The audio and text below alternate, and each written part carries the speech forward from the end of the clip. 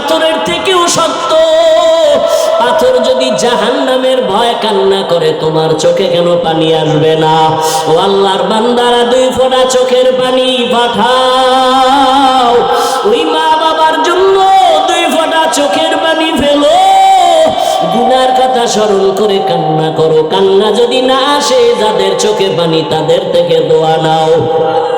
আল্লাহর কাছে বলতে থাকো, হে মালিক, জীবনে শয়তানের ধোকায় পড়ে কত নামাজ ছাড়লাম, দাড়ি কাটলাম, বেপরদায় চললাম, মা বাবার সাথে বেয়াদবি করলাম, ভাইয়ের সাথে, ভাইয়ের সাথে, বোনের সাথে, মুরব্বীদের সাথে, ওলামায়ে কেরামের সাথে, শিক্ষকের সাথে। আজকে থেকে তওবা করে নিলাম আল্লাহ, জীবনে আর কোনোদিন মা বাবার সাথে বেয়াদবি করব না, ওস্তাদের সাথে, শিক্ষকের সাথে, ওলামায়ে কেরামের বিরোধিতা করে গুনাহগার হব না। মা বাবার দোয়া নিয়া, মুরব্বীদের দোয়া নিয়া, বড়দের দোয়া নিয়া আর গুনাহ থেকে ফিরে থাকবো। আর কোনোদিন দাড়ি কাটবো না, নামাজ ছাড়বো না, বেপরদায় চলবো না। আল্লাহর কাছে 2 ফোঁটা চোখের পানি ছেড়ে দাও। ওরে কান্না যদি না আসে, ডানে বামে তাকায় দেখো কার চোখে পানি। ওরে জাহান্নামের ভয় যদি আপনার আবার নবীও কাঁদেন, জাহান্নামের ভয়, আল্লাহর আদালতে দাঁড়াইয়া হিসাব দেওয়ার ভয় আবু বকর যদি কাঁদেন, ওমরের মতো জান্নাতি বান্দা যদি কাঁদে, আপনার কপাল কেন এত খারাপ, চোখে পানি আসে না? এখনো সময় থাকলে মা বাবার দোয়া নাও। ওরে মা বাবা যার নাই, ওই কবর থেকে তাকাইয়াছে, একটু দোয়া কখন করবা? ওরে ওই মা বাবার জন্য কি একটু দিলে মায়া হয় না? ওই মা বাবার জন্য কি একটু দয়া হবে না রে সন্তান? ওই মা বাবা কত কষ্ট করে তোমাকে আমাকে মানুষ বানাইছে। ওই মা বাবাকে কিছু দিতে না পারলো, 2 ফোঁটা চোখের পানি দাও। ও আল্লাহ, তাকাইয়া দেখে এই ময়দানে আপনার কোন গোলামেরা আপনার মোহাব্বত পাওয়ার জন্য কান্না করে। আয় আল্লাহ, এই শীতের মধ্যে কেউ টাকার জন্য কাঁদে না, বাড়ির জন্য কাঁদে না। আয় আল্লাহ, সবাই জাহান্নাম থেকে মুক্তি চায়।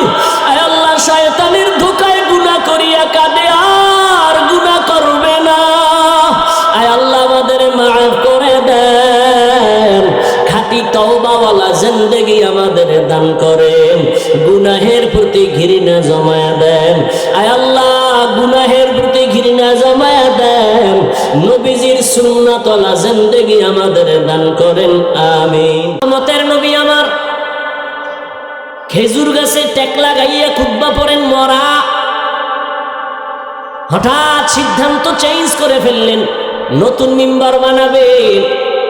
মরা খেজুর গাছ, হাদিসের ইবারত, মানুষ যেমন কানলে সহজ আওয়াজ, মরা খেজুর গাছ এমন কান্না করে আওয়াজ আসতেছে। রহমতের নবী বললেন, এই মরা খেজুর গাছ কেন কাঁদো? আমি কি দোয়া করব তুই তাজা হয়ে যা? তোর ভেতর আবার খেজুর আসবে, উম্মতেরা খাবে, এটা চাও? কয় না, তো কাঁদো কেন? রহমতের নবীর বিরহের বেদনায় কান্না করি। তো কি চাও বল? খেজুর গাছ ডাক দিয়ে কয়, ও পয়গম্বর, মানুষের মতো আমার জানাজা পড়াইয়া এখানে দাফন করবে, কিয়ামতের দিন আমি আপনার সাথে জান্নাতে থাকবো। উস্তুনে হান্নানা আজহাজ রে রসুল, নালামি জাদ হাম চুয়ার বাবু আকুল। মরা গাছে কথা বলতে পারে না, রবের কুদরতে পারে। পাথর কথা বলতে পারে না। পৃথিবীর নিকৃষ্ট বেঈমান আবু জাহাল, যেই নবীর চেহারা এক নজর দেখলে জাহান্নামের আগুন হারাম, যেই রহমতের নবীর চেহারার দিকে নজর দিলে পেটের ক্ষুধা থাকে না, ওই নবীরে এক নজর না 13টা বছর নবীর সামনে বসে দেখলো, বয়ান শুনলো, কালেমা পড়লো না। এত বড় নিকৃষ্ট বেঈমান কপাল পরা কে? বলেন না কেন? 13টা বছর নবীরে দেখলো, কালেমা পড়ে নাই। আর অন্যদিকে 27 বছরের যুবক তরবারি নিয়ে যায় আমার নবীকে জবাই করার জন্য। 27 বছরের যুবক তরবারি ফালায় কালেমা পড়ে ফেলল। কে সেই যুবক? ওমর। এর নাম কফাল। এর নাম কফাল। আবু জাহিল্লা হাতের মুষ্টিতে পাথর নিয়ে কয়, এই বাতিজা, যদি বলতে পারো আমার হাতের মুষ্টির মধ্যে কি আছে, আমি এখন কালেমা পড়ে মুসলমান হয়ে যাব। নবী কয়, আমি জানি না চাচা আপনার হাতে কি। কেন জানো না? কয়, আমি গাইবের মালিক না। গাইবের মালিক কে? কুল লা ইয়ালামু মান ফিস সামাওয়াতি ওয়াল আরদিল গায়বা ইল্লাল্লাহ। আল্লাহ বলেন, হে নবী আপনিই বলে দেন, আসমানের বাসিন্দারা কেউ গায়ব জানে না, জমিনের বাসিন্দারা কেউ গায়ব জানে না। কে জানেন? একমাত্র আল্লাহ। নবী বলেন, আমি জানি না চাচা আপনার হাতে কি আছে, তবে আমি একটু কথা বলি। এই আমার চাচার হাতে কি আছে একটু আওয়াজ দিত।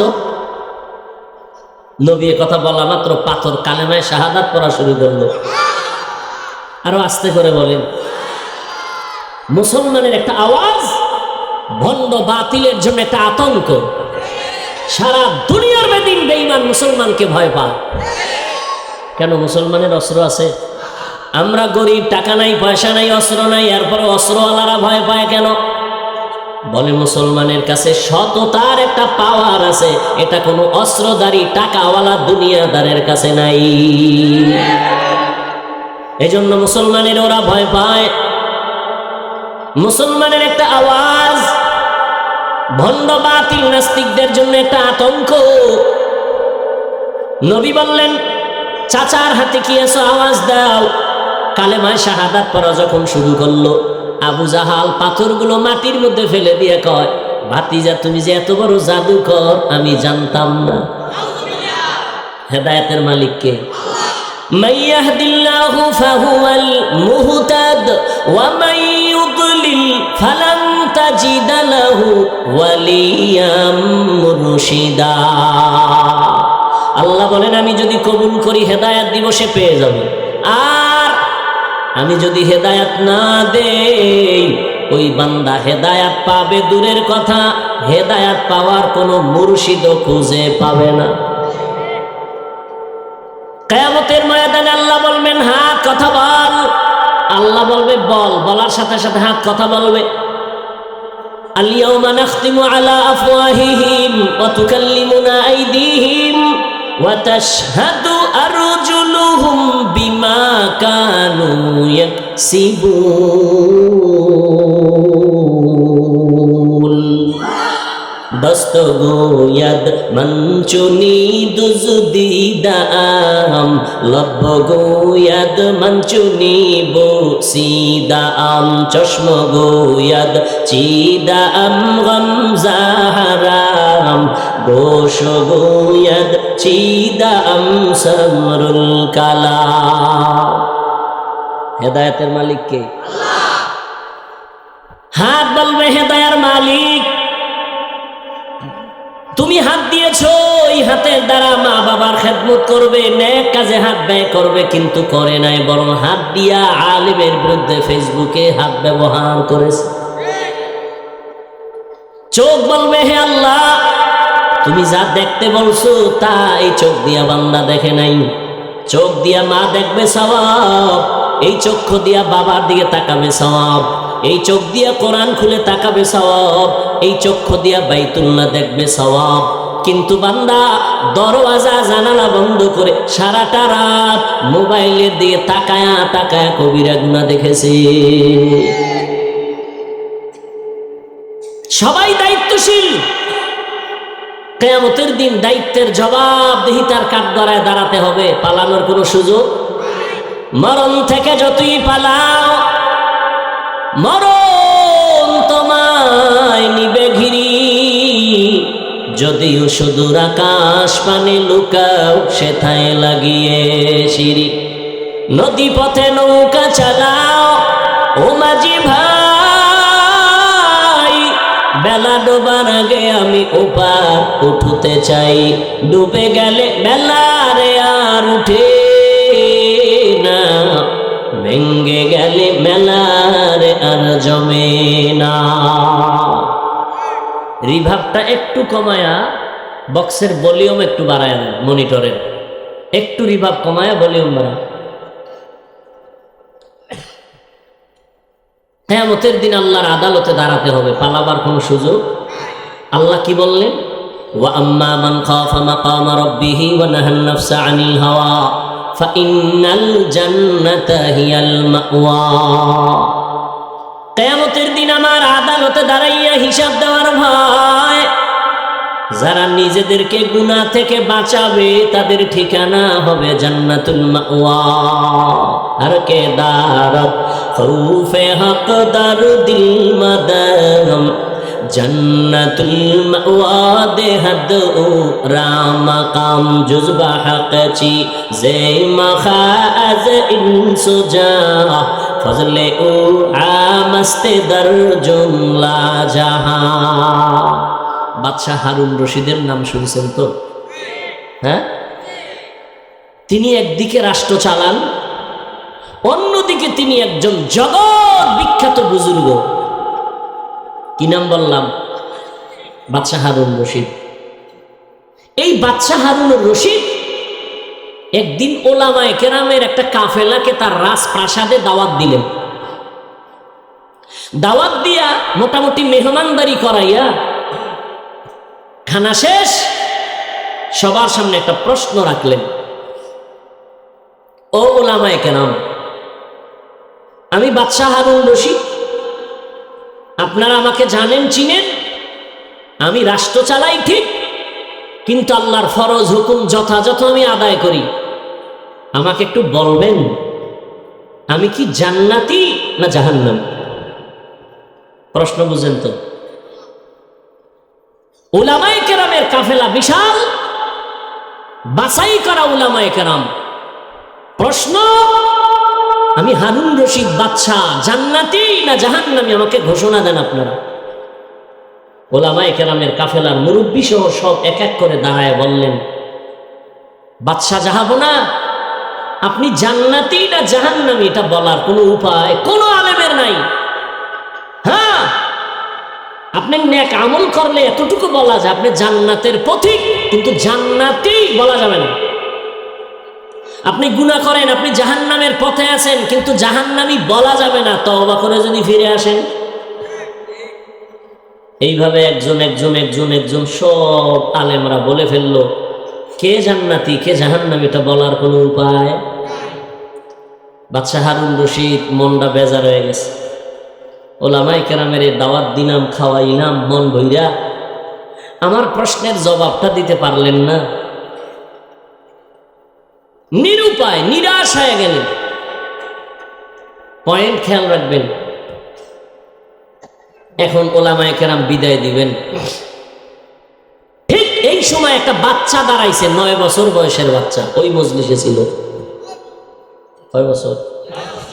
9 বছরের একটা বাচ্চা দাঁড়ায় গেল, বালক দাঁড়ায় বলে, বাদশাহ জাহাপনা বেয়াদবি মাপ চাই, যদি অনুমতি দেন তো আমি একটু কথা বলতে চাই। বলো। এখন সব মুরব্বী ওলামায়ে কেরাম তাকায় আছে, 9 বছরের বালক কি বলবে? বালক বলে, আপনি আমাকে একটু সামনে আসার রাস্তা দেন। বাদশাহ বলে, তাকে রাস্তা দাও সামনে আসা। সামনে আইসা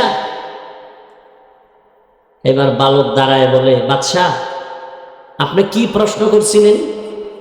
কয় যে আমি বাদশাহ হারুন রশিদ জান্নাতি না জাহান্নামী, এইটা প্রশ্ন আমার। কয় জবাবটা আমি দিব ইনশাআল্লাহ। তবে আপনার কাছে আমার প্রশ্ন, যিনি প্রশ্ন করেন সে বেশি দামি না যে উত্তর দেন সে দামি? কে? বাদশাহ কয় যে উত্তর দেয়। কত বেয়াদবি মাফ করবেন, উত্তর কে দিব? আমি। তাহলে আপনি সিংহাসনটা ছেড়ে নিচে আসেন, আমাকে সিংহাসনে বসায় দেন। বাদশাহ তো অভদ্র না, জ্ঞানী।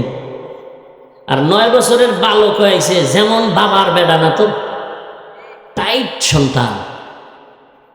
বাদশাহ হারুন রশিদ কয়, এই ওজিরে আজম, আমার জন্য নিচে বিছনা দাও বসা, আর এই বালকের আমার সিংহাসনে উঠাইয়া দাও। সুবহানাল্লাহ। 9 বছরের বালক বাদশাহ হারুন রশিদ সিংহাসন ছেড়ে যখন নিচে গিয়া বসছেন, 9 বছরের বালক এসে সিংহাসনে বসে গেল। বইয়েই কয় এলেমের সম্মান এমনই হয়। কিসের সম্মান? এলমেরা এজাজু করদন বেহিসাব, খলকেরা দাদন জওয়াবে বাসওয়াব, হক না দারত দোস্তে খলকা জারেরা, নিস্তে ই খসলত একে দিনদারেরা। কত বড় দুঃসাহস এই বাচ্চাটার! 9 বছরের বালক এমন একটা পেঁচে ফালাইয়া বাদশাকে নিচে বা নামাইতে বাধ্য।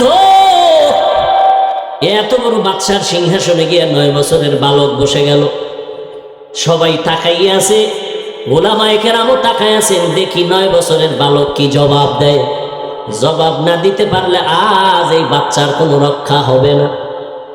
বাদশা জবাব দেওয়ার আগেই সিংহাসনে বসিয়াই ভূমিকা দিলেন, ও বাদশাহ হারুন রশিদ, এলেমের সম্মান তো এমনই হয়।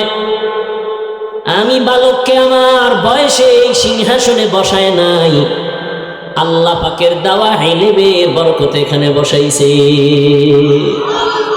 हकीकत से तो दुनिया बेखबर है, दुनिया की नुमाइश पर नजर है। এলেমের বড় দাম। ঢাকা শহরে বলেছিলাম, ও বাংলাদেশের মানুষ, আঙ্গুলটা উঁচা কইরা বলো, হাটহাজারীর আহমদ শফি হেলিকপ্টারে দৌড়ায় কেন? এই বাংলাদেশের নাস্তিকরা ফেসবুকে লেখে, পত্রিকায় লেখে, চরমনার পীর হেলিকপ্টারে দৌড়ায় কেন? হাফিজুর রহমান হেলিকপ্টারে দৌড়ায় কেন? আজহারি সাহেব হেলিকপ্টারে দৌড়ায় কেন? আমি বললাম, ওই নাস্তিকের দল হাটহাজারীর আহমদ শফি আর চরমনার পীর হেলিকপ্টারে দৌড়ায় না। হাফিজুর রহমানের বাবারও ক্ষমতা নাই হেলিকপ্টারে উঠার মতো, এরা নিজেরা দৌড়ায় না। আল্লাহ দেখায় হেলিকপ্টার এলেমের সম্মান এত উপরে দৌড়ায়। এলমেরা এজাজু করদন বেহিসাব, খলকেরা দাদন জওয়াবে বাসওয়াব, হক না দারত দোস্তে খলকা জারেরা, নিস্তে ই খসলত একে দিনদারেরা। রহমতের নবী আমার এমন একটা সময় দুনিয়াতে আসছেন, যেই সময় আইসা দেখে মক্কার মানুষগুলো সব নাপাক। পৃথিবীতে এমন খারাপ মানুষ আর কোথাও নাই। বড় আশ্চর্য, মক্কার মানুষ এত খারাপ কেন? আলিপুর কেন্দ্রীয় মসজিদের পাশে যার বাসা, এই বাসাওয়ালারা যতটুকু খারাপ, এর পাশে দূরে যারা তারা আরো খারাপ হবে, কিন্তু মসজিদের পাশের মানুষগুলো একটু অন্যের তুলনায় কম খারাপ হবে। এটাই তো নিয়ম। কিন্তু পৃথিবীর শ্রেষ্ঠ ঘর বাইতুল্লাহ মক্কায়, যেই বাইতুল্লাহর দিকে শুধু তাকায়া থাকবে সওয়াব, যেই বাইতুল্লাহর এরিয়ায় একবার আল্লাহ বলে ডাক দিবে 1,00,000 বার আল্লাহ বলার সওয়াব, যেই বাইতুল্লাহর এরিয়ায় একটা সিজদা দিবে 1,00,000 সিজদার সওয়াব। এই দামি বাইতুল্লাহ, যেই বাইতুল্লাহ আল্লাহ জমিনটা বানাইয়া অন্য কিছু বানান নাই, প্রথমে বাইতুল্লাহ বানাইলেন। ইন্না আউওয়ালা বাইতিন উযিআ লিন-নাসি লাল্লাযী বিবাক্কাতা মুবারাকাও ওয়া হুদা, মুবারাকাও ওয়া হুদান লিল আলামিন।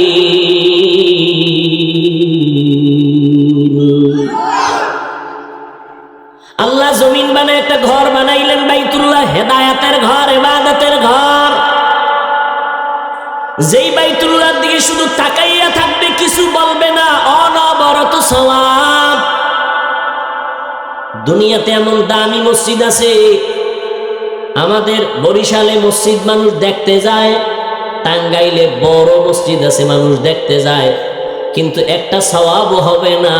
বাইতুল মুকাররম তাকায় দেখবে কোনো সওয়াব নাই, কিন্তু আল্লাহর ঘর বাইতুল্লাহ যতক্ষণ তাকায় থাকবে চুপ করে কিছু বলবে না, অনবরত সওয়াব লেখা হবে।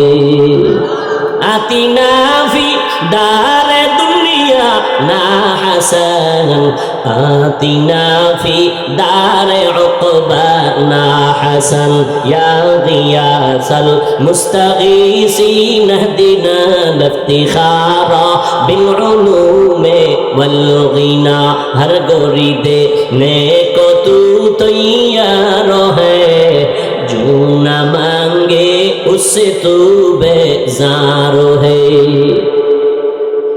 মক্কার মানুষ এত খারাপ, নবী বলেন ওই সময় দুনিয়ার আর কোথাও এত খারাপ মানুষ নাই। বলে কেমন? বলে বাইতুল্লাহর চারপাশে নারী আর পুরুষেরা উলঙ্গ হয়ে তাওয়াফ করে। কত খারাপ মক্কার মানুষ।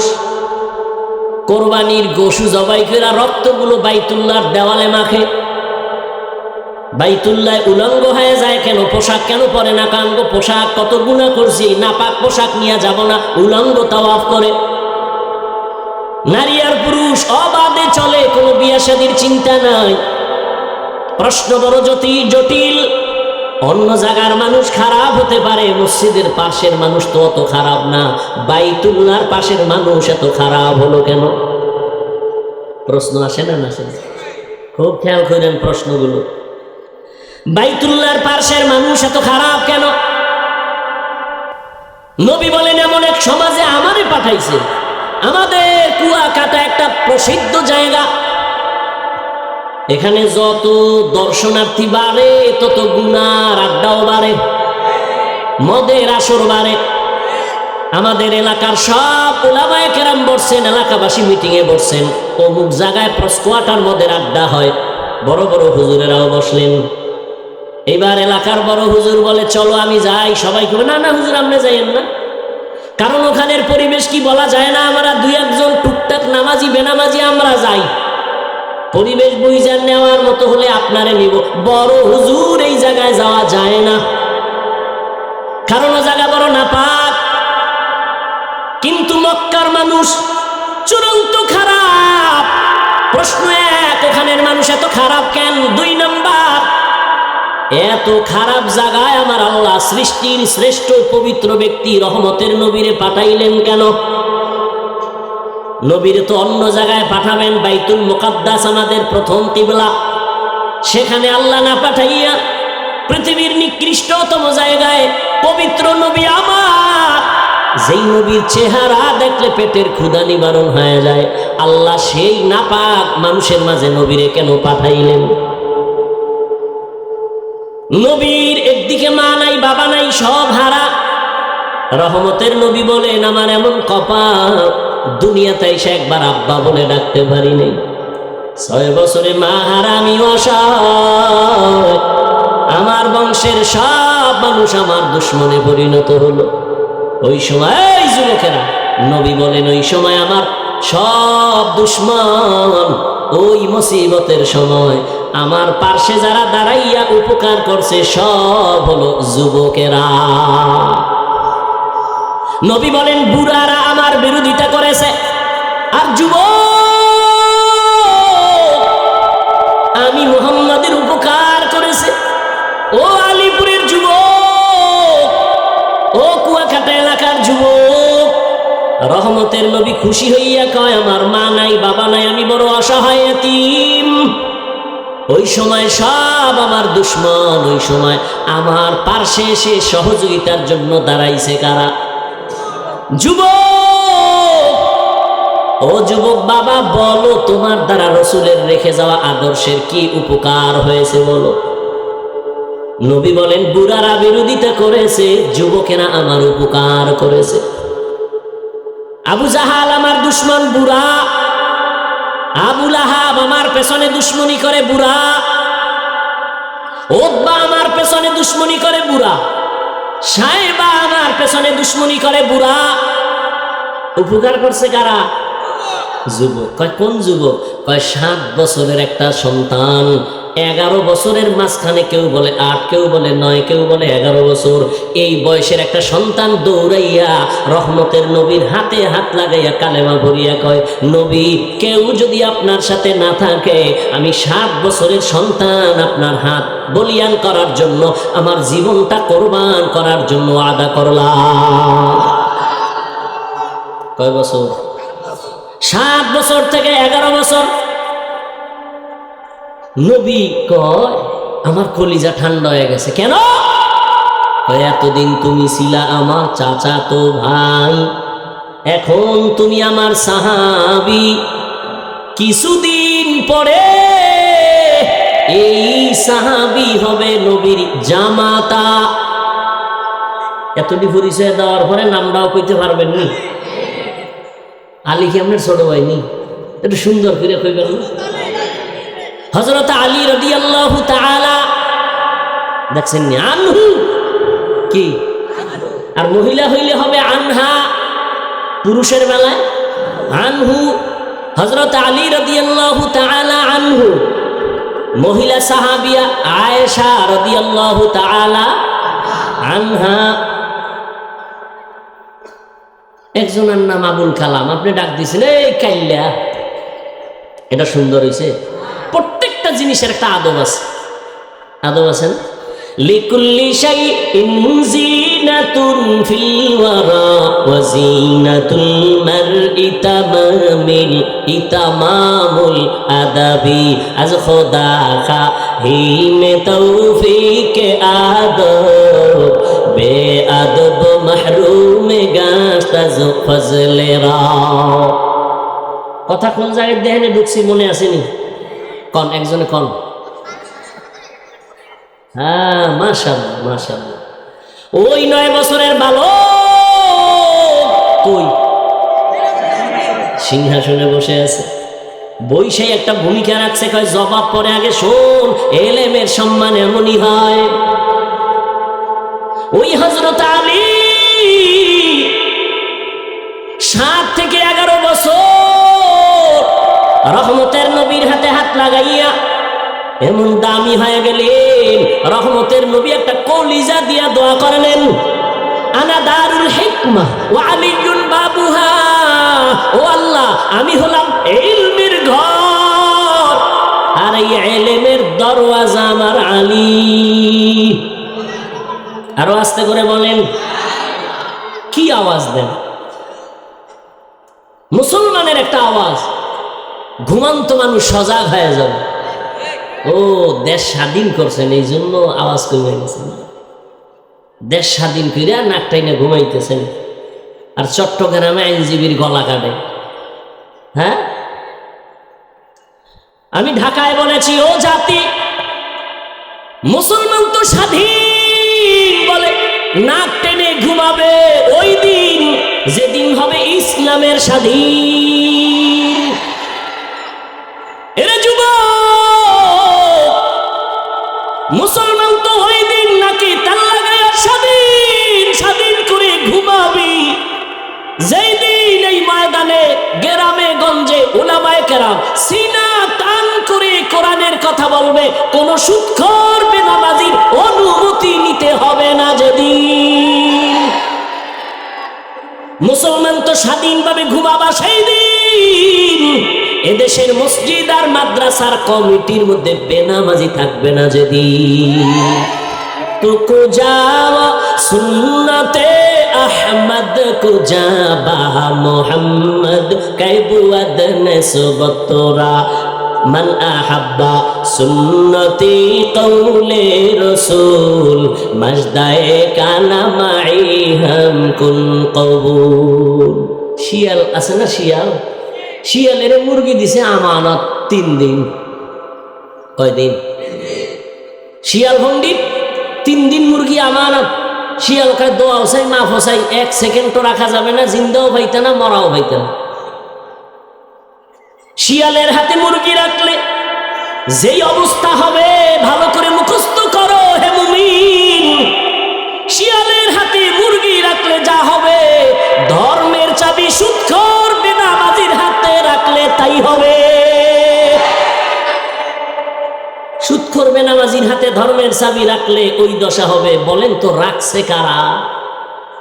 জিব্রাইল। কারা রাখছে? আমরা কিন্তু কষ্ট লাগে না? ভোটের আগের রাইতে কুত্তার পায়খানা খাইছেন টাকা বইলা, আমরা কিন্তু কষ্ট লাগে না? স্লোগান দেন ইসলাম চাই, আর ভোটের আগের রাত্রে নাপাক টাকা খাইয়া কেবলা ঘুরাইয়া দেয়। কথা ঠিক? তো সরকারের গালি দেন কেন? দোষ তো সব আপনার। আপনি হারামখোর, এই জন্য আপনার নেতাও হারামখোর। আপনি সুদখোর, আপনার নেতাও সুদখোর। বর্তমান বাংলাদেশে আলেম চেয়ারম্যান আছে না নাই? নাই? মুফতি হেদায়েতুল্লাহ আজাদী রানিং চেয়ারম্যান, বিবারি আমজাদ হোসেন আশরাফি রানিং চেয়ারম্যান আছে না? এই আলেম চেয়ারম্যান এক জায়গায় করেন আর সব বেনামাজি এক জায়গায় করেন। খোঁজ নেন উলামায়ে কেরাম কি করেছে। নোয়াখালী আছে মুরব্বী হাফিজি হুজুরের জামাতা খালিদ সাইফুল্লাহ দামাত বারাকাতুহুম, সাইকেলের মধ্যে চাল নিয়া মানুষের বাড়ি সরকারি বরাদ্দের চাউল নিজে গিয়া সাইকেলে লইয়া মেপে মেপে দিয়ে আসে। এদেশে জনগণের দায়িত্ব যদি উলামায়ে কেরাম নেয়, কিছু না পারলেও দুর্নীতি আর চুরি হবে না।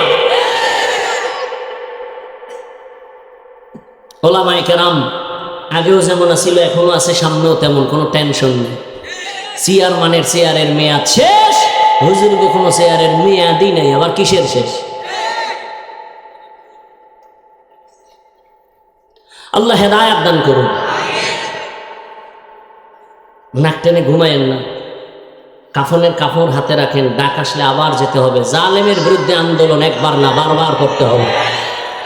কোন জালেমকে কথা বলার সুযোগ দেওয়া হবে না, সত্যিকার অর্থে সুযোগ দেওয়া হবে না, সোচ্চার থাকতে হবে। জালিমের বিরুদ্ধে আন্দোলন একবার নয় বারবার।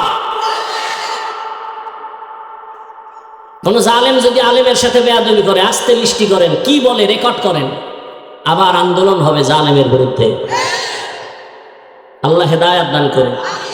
সরমনাই বলে আসছি না, 2 গরুয়ে ধান খান, মালিকে বেত লই এক গরুর উপরে পিডান দিছে, আর এক গরু দৌড়। জিগে তুই দৌড় কেন? এর পরের সিরিয়াল আমার। বুঝেন?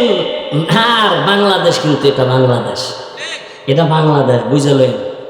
আপনাকে কেউরে দরকার নাই, আলিয়া মাদ্রাসাও লাগবে না। শুধু আমরা কওমিওয়ালারা বাঁশের লাঠি লয়ে যদি শিক্ষক ছাত্র মাঠে নামি, সমস্ত নাস্তিক বেঈমানগুলো কথা বলার আগে আলেমের অনুমতি নিতে হবে।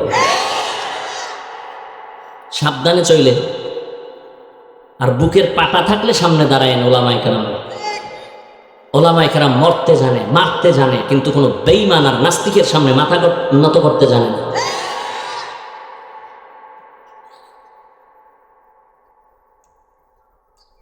রসুল রাষ্ট্র পরিচালনা করেন নাই? আবু বকর করেন নাই? রাজনীতি নাই। ইমাম সাহেব আপনি নিরপেক্ষ থাকবেন। আমি বলি যুবকরা আবার সোজা হও, আওয়াজ দাও। ইমাম যদি নিরপেক্ষ থাকতে হয়, কমিটির প্রত্যেকটা দায়িত্বশীলকে নিরপেক্ষ থাকতে হবে। আর কমিটির দায়িত্বশীল যদি পচা ধান্দাবাজি আর চান্দাবাজি রাজনীতি করে, ইমাম সাহেব মাইক লাগায়া কোরআনের রাজনীতি করতে হবে। কোনো সুযোগ দেওয়া যাবে না। আল্লাহ বুঝার তৌফিক দান করেন। রহমতের নবীর আদর্শ দিয়ে রাষ্ট্র পরিচালনা করা দেখাই গেছেন যে ইসলাম ছাড়া শান্তির কোনো পথ। এই দুর্নীতিবাজ, চান্দাবাজার, ধান্দাবাজেরা সবাই জানে ইসলামই সঠিক, মানে না কেন? মানলে তো চুরি করা যাবে না, দুর্নীতি করা যাবে না, মদের বোতল নিয়ে আড্ডা বসানো যাবে না। আল্লাহ হেদায়েত দান করুন। হযরতে আলী নবীর দোয়া পাইলেন, নবী বললেন আমি হইলাম ইলমের ঘর, আর এই ঘরের দরওয়াজাকে আলী। আলী খুব খুশি হয়ে গেলেন। আল্লাহ হযরত আলীরে এই পরিমাণ ইলম দিয়েছেন। কি পরিমাণ বলবো? ধৈর্য হবে তো ইনশাআল্লাহ। হযরত আলী আল্লাহর শুকর আদায় করেন। হে মালিক, সম্মানের চেয়ারে বসার জন্য 2 পুঁজির একটা পুঁজি লাগে। হয়তো লাগে টাকা পয়সা, মাল সম্পদ, না হয় লাগে শিক্ষকতা, যোগ্যতা, ইলম। ও দয়ার মালিক, তুমি আমাদের ইলম দিয়েছো, টাকা দাও নাই, মাল দাও নাই, তোমার শুকর আদায় করি। রাজিনা কিসমাতাল জাব্বার ফিনা লানা ইলমুন ওয়ালিল আদায় মালু ফাইন্নাল মা লা ইয়াফনি আন কারিবিন ওয়া ইন্নাল ইলমা বাকিন লা ইয়াজালু। হযরত আলী ডাক দিয়া বলেন, ও আল্লাহ, আমাদের টাকা পয়সা দেন নাই, ইলম দিয়েছেন, শুকর আদায় করি, কারণ টাকাওয়ালার টাকা আজ আছে কাল থাকবে না। কথা বলেন না কেন? দেখছেন না কই বিল্ডিং ওয়ালা রাখা সুন্দরবনে ঘুমায়, দুদক নোটিশ দিছে, এত টাকা পাইছো তো হিসাব দে, ঘুম হারাম। তুই 10 তলা বিল্ডিং এর বাহাদুরি করে লাভ কি যদি কপালে ঘুম না থাকে? সুইস ব্যাংকে টাকার পাহাড় করে লাভ কি যদি ওই টাকা আমার পরিবারের কেউ ভোগ করতে না পারে? নাম বলবো না, যাদের টাকায় বাংলাদেশটা তাজা হয়, এইরকম টাকাওয়ালা 6-7টা ভাই, কিন্তু কপাল বড় খারাপ। যাদের টাকায় বাংলাদেশ তাজা হয়, সরকার পর্যন্ত চলে, এদের মা কয়েকদিন আগে মারা গেছে, কপাল খারাপ, এত টাকা এত ক্ষমতা, কিন্তু মায়ের জানা যায় সুযোগ থাকছিল, তারপরও যায় নাই, ধরা খাওয়ার পরে। এর নাম কি? কপাল, কপাল, কপাল, কপাল। এর নাম কি? কপাল। এই টাকা পয়সা দিয়ে কি লাভ হবে রে বাবা? ও যুবক, এজন্য হযরত আলী বলেন, আমরা ইলম পেয়েছি, টাকা পাই নাই, দুঃখ নাই। কেন? টাকাওয়ালার টাকা আজ আছে কাল থাকবে না। ইলম ওয়ালার ইলম যখন সিনায় ডুববে, আর ইলম বিদায় হবে না। ভালো করে মনে রাখবেন, টাকাওয়ালার টাকা আজ আছে কাল থাকবে না। কোটি টাকার মালিক দেখো, অভাব হয় না দূর, গরিবে ঘুমায় আরাম করে মনটা বাহাদুর। ফেরাউনের লাশটা দেখো মিশর জাদু ঘরে, খায় না মাটি পোকা মাছি সবাই ঘৃণা করে। হৃদয়ে থাকিবে যার নম্রতা সাদা, রহমত আসিবে সেথা প্রভুর ওয়াদা। বড়র বাড়াই থাকলে দিলে রহমত আসবে না, নিজেকে নিজে ছোট মনে করিও সদা। উঁচু জমিন থেকে পানি নিচু জমিনে যায়, তেমনি খোদার রহমত আসে নম্রতার হৃদয়। ভোগবিলাসের বাড়ি গাড়ি পরে রবে সব, ভোগবিলাসের বাড়ি গাড়ি পরে রবে সব। থাকতে সময় স্মরণ করো আল্লাহ আমার রব, থাকতে সময় স্মরণ করো আল্লাহ আমার রব। এরে নবীর আশিক হযরত আলী বলেন, ইলম পেয়ে খুশি, টাকা চাই না, কারণ টাকাওয়ালার টাকা আজ আছে কাল থাকবে না। ইলম ওয়ালার ইলম সিনায় ডুববে, আর ইলম বিদায় হবে। তবে এখানে ছাত্রদের জন্য একটা পয়েন্ট আমি বলে রাখি, ও আমার কলিজার ছাত্র বাবারা, ইলম সিনায় ডুববে। ও স্কুল কলেজের ছাত্র, ও মাদ্রাসার ছাত্র বাবারা, জ্ঞান যখন তোমার ভেতরে ঢুকবে, বিদায় হবে না, হবে না, হবে না ফাইনাল। তবে ভয়, কখনো কখনো ইলমটাও চলে যাবে। কেন? কয় দুইটা বেয়াদবি করলে, কয় কি? 1 নাম্বার, ইলমের সাথে যদি বেয়াদবি করো, ইলম থাকবে না। 2, ইলম যারা শিখায়, এই ইলম ওয়ালাদের সাথে যদি শিক্ষকের সাথে বেয়াদবি করো, তো ইলম তোমার মধ্যে থাকবে না। তুমি একদিন দেখবা অনেক বড় আলেম, এক সময় দেখবা তোমার জিহনের মধ্যে কোনো আয়াত নাই, কোনো ইলম নাই। বড় কঠিন কথা। ও আমার ছাত্র বাবারা, আমরা জীবনে মাদ্রাসায় পড়েছি, জীবনে ছোটবেলা থেকে আমার বাবা কোনদিন একটা ফুল প্যান্ট, কেন হাফ প্যান্টও পরার নাই, লুঙ্গি আর পাজামা পরছি, আর এই গোল জামা বড়টাই পরছি, কানিফারাও পরি নাই।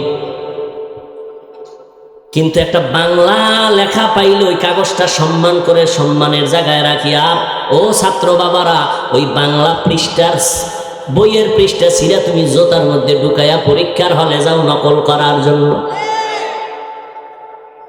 যেই বিদ্যা দিয়া তুমি এখন শিক্ষিত, সেই বিদ্যার পৃষ্ঠা তুমি ছিঁড়ে চুরি করে নকল করেছো, তাহলে তোমার রেজাল্ট কি?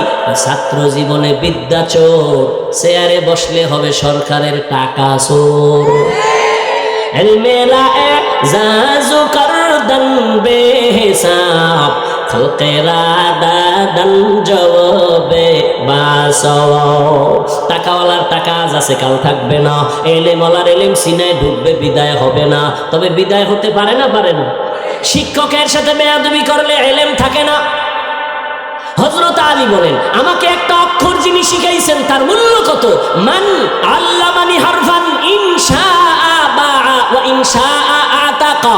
আমাকে একটা অক্ষর যিনি শিখাইছেন তার মূল্য এত, চাইলে আমাকে গোলাম বানাইয়াও রাখতে পারেন, বিক্রিও করে দিতে পারেন। শিক্ষকের সাথে প্রতিবাদ করার কোনো সুযোগ নাই। 2 নাম্বার ব্যবধান, আমি টাকা পাইয়া খুশি না, এলেম পেয়ে খুশি। কেন? টাকাওয়ালার বয়স যত বাড়ে, টাকা যত বাড়ে তত দুশ্মন বাড়ে, আর এলেমওয়ালার যত এলেম বাড়ে তত বন্ধু বাড়ে। ঠিক না? টাকাওয়ালার যত টাকা বাড়ে তত দুশ্মন বাড়ে। নিজের বউ দুশ্মন, নিজের মাইয়া ভোলা দুশ্মন। কি এই নজির বাংলাদেশে নাই? বাবা টাকা পায় না, দেয় না, টাকা নেওয়ার জন্য বাবার গলায় ছুরি ধরছে সন্তান, মাকে মেরে ফেলেছে সন্তান, টাকা দাও।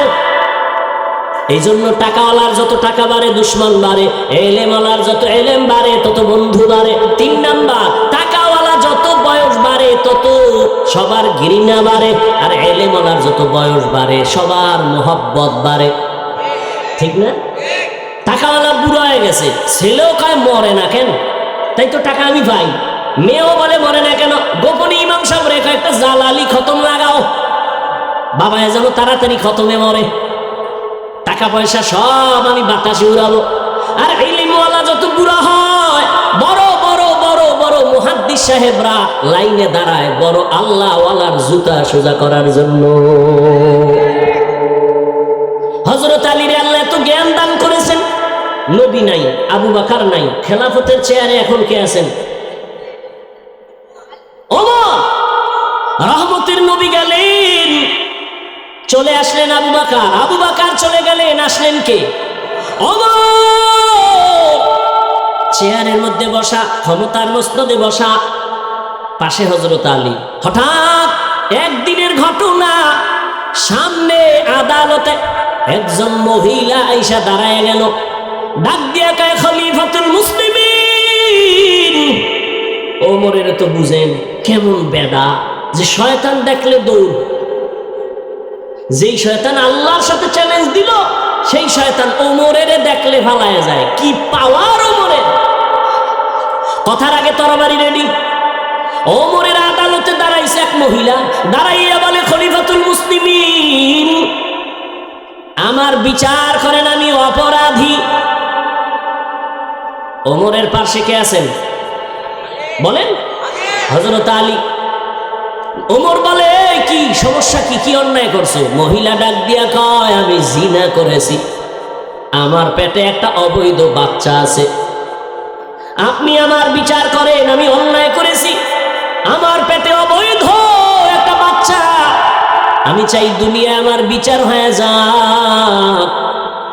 এই অপরাধে আমি আল্লাহর আদালতের আসামির কাঠগড়ায় দাঁড়াতে চাই না। দুনিয়ার বিচার সহ্য করা যাবে, হাসরের বিচার সহ্য করা যাবে না।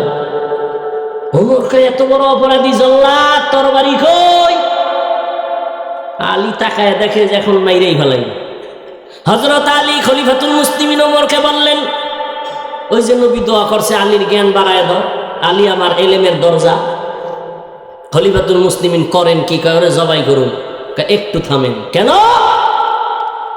কয়, খলিফাতুল মুসলিমিন, এখন ওই মহিলাটাকে যদি হত্যার আদেশ দেন, মহিলা অন্যায় করেছে ঠিক আছে, কিন্তু গর্ভের বাচ্চার কি কোনো অন্যায় আছে? কয় নাই। তাহলে বাচ্চার উপরে বেইনসাফি হবে না? ওমরের মাথা ঘুরে গেছে। আলী, ফয়সালাটা আপনিই করেন। হযরত আলী বললেন, এই আম্মা জান, দিব্যি আরামে নিশ্চিন্তে আপনি বাড়ি চলে যান, বাড়ি যাইয়া আরামে খাবেন আর ঘুমাবেন। দীর্ঘদিন আপনি সন্তান রুষ্টপুষ্ট করার জন্য খানা খাবেন, সন্তান যখন দুনিয়াতে আসবে লালন পালন করে বড় বানাবেন। এক পর্যায়ে সন্তান যখন নিজের পায়ে দাঁড়াবে, এই গর্ভের সন্তান নিজের কদমে যখন চলা শিখবে, জ্ঞান হবে, ওই সময় আপনি আসবেন আদালতে, তখন আপনার একার বিচার করা হবে, সন্তানের উপরে কোনো জুলুম করা হবে না।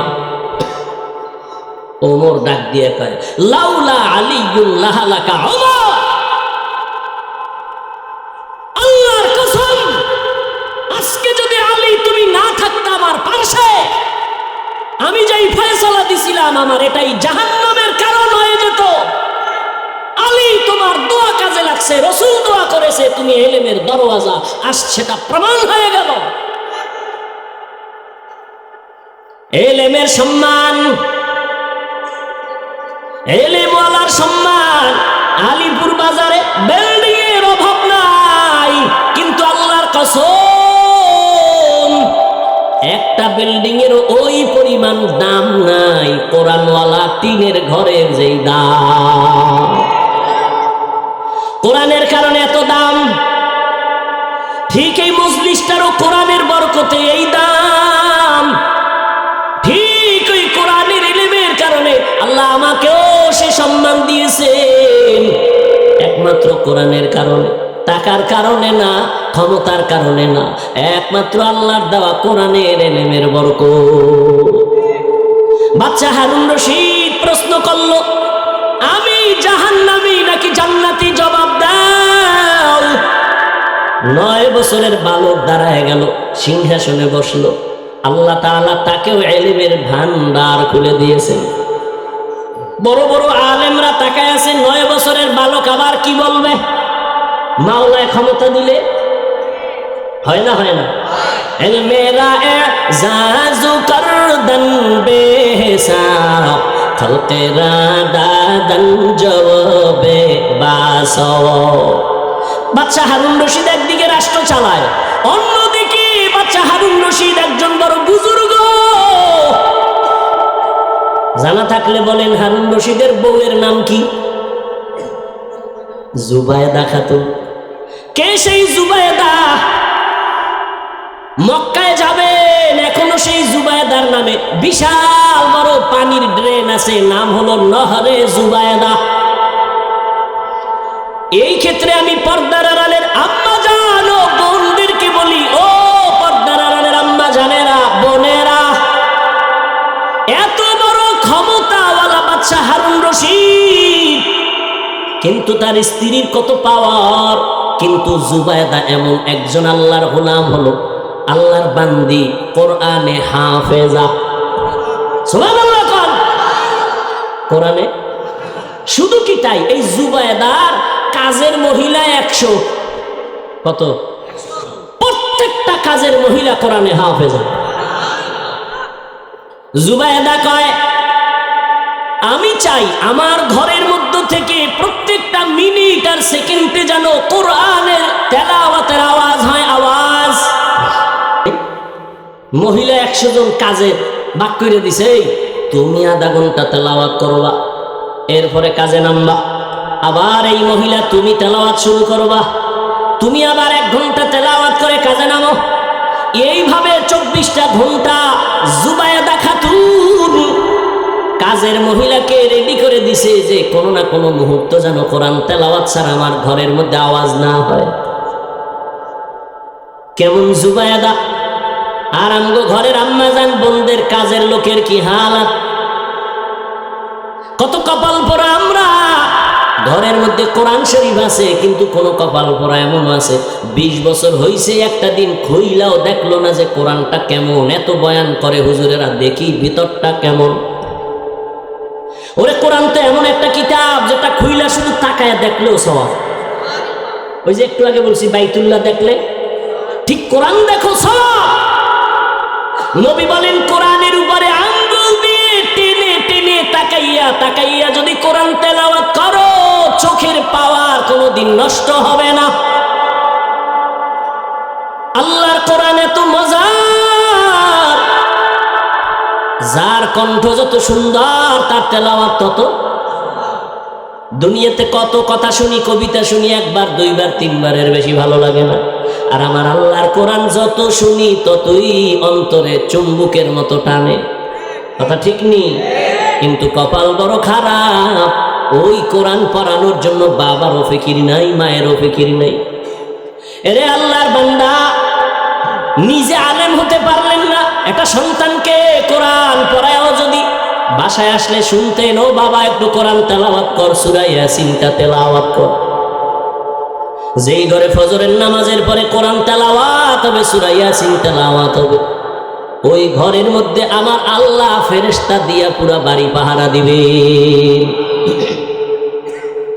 জুবায়দা স্বপ্ন দেখছে, বাইতুল্লাহর সামনে দাঁড়াই আছে জুবায়দা।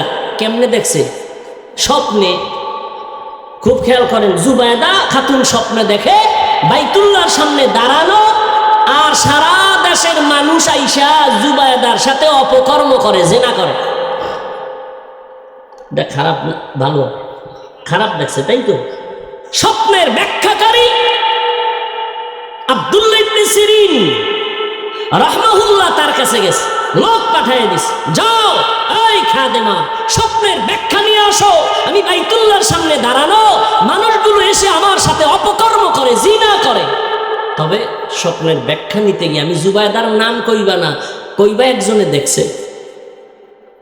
গিয়েছে খাদেমা, যায় বলে এক বড় ব্যক্তি স্বপ্ন দেখেছে, মহিলা বাইতুল্লাহর সামনে দাঁড়ানো, আর সারা দেশের মানুষ এসে তার সাথে জিনা করে। স্বপ্নের ব্যাখ্যাকারী কয়, কে দেখছে? নাম কয় বলা যাবে না, কয় ব্যাখ্যাও দেওয়া যাবে না।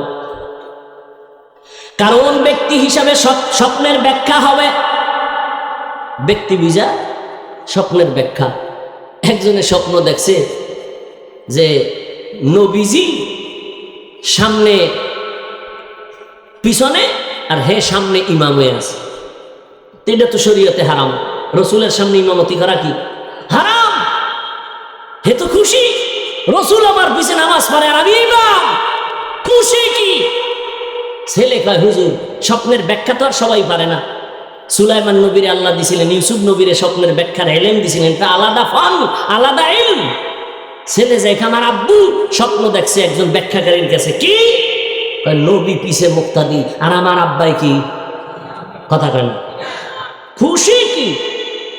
স্বপ্নের ব্যাখ্যাকারী কয়, তাড়াতাড়ি কাফনের কাপড় কিন, তোর বাপে লাশ হয়ে গেছে। তোর বাপে লাশ। কারণ রসুলের ইমামতির সামনে কেউ থাকলে সেটা লাশ থাকতে পারে, জিন্দা কেউ থাকতে পারে না। তুই তো তোর বাহিরে ইমামতি দেওয়া নাই, লাশ দেখছো, তাড়াতাড়ি কাফন কিন। তাই হয়ে গেছে। রসুলের সামনে যায় কে? লাশ। এছাড়া যাওয়ার জিন দেখার অধিকার।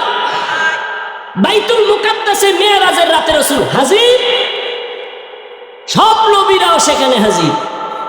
আদম নবী কয়, আজকের ইমামতি আমি করলে তো আমার জীবন ধন্য।